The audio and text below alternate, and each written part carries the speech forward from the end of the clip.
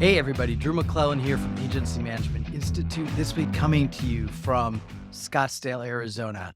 We were here with a peer group, and one of the conversations that we spent a lot of time on was how do you deal with challenging clients? Now, I'm not talking about the normal level of challenging. I'm not talking about clients who have high standards or clients who miss deadlines. I'm talking about clients who make people quit. I'm talking about clients who are unappreciative. Talking about clients who are mean and who communicate in a way that is uh, disheartening to your team.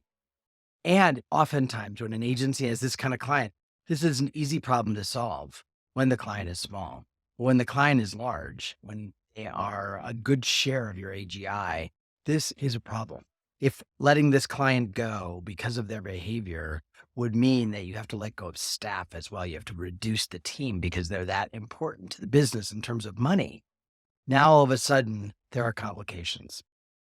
And so we talked about some ways to mitigate this kind of client. And so I know a lot of you deal with clients that are challenging, maybe not this challenging, but I thought some of them might be helpful. Number one, it is really important that the problem not stay in the AE's hands. They can't solve this problem.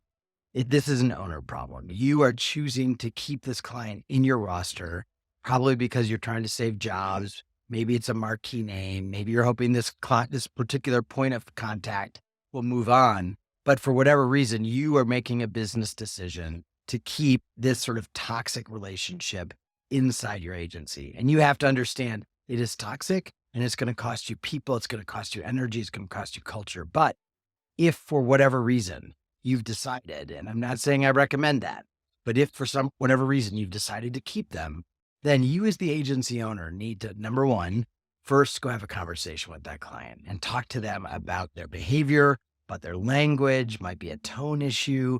It might be only an email problem. Some people are great in person, but they're terse in the email. Whatever it may be, you need to take concrete examples and talk to them and help them see how they're showing up for your team.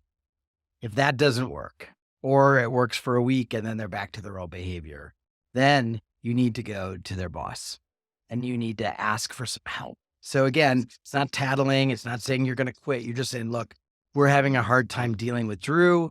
His communication style is really different than ours. Here's what's happening.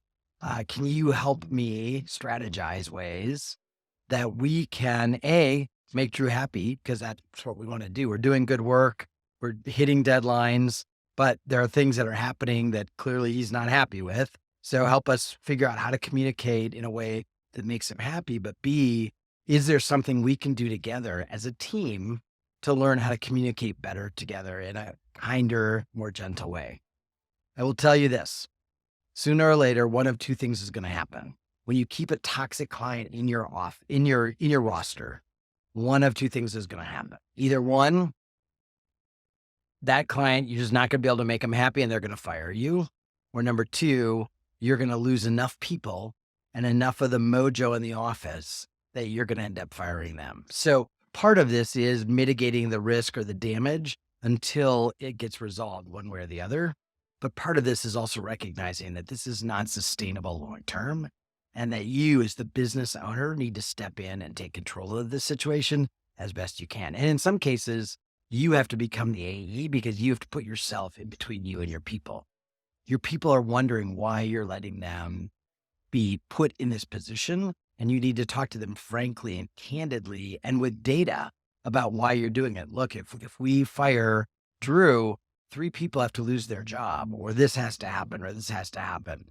But help them understand why you're making this decision, because on the surface, it's not a decision that they understand or makes sense to them. So this is a really sticky wicket that I know a lot of you are in.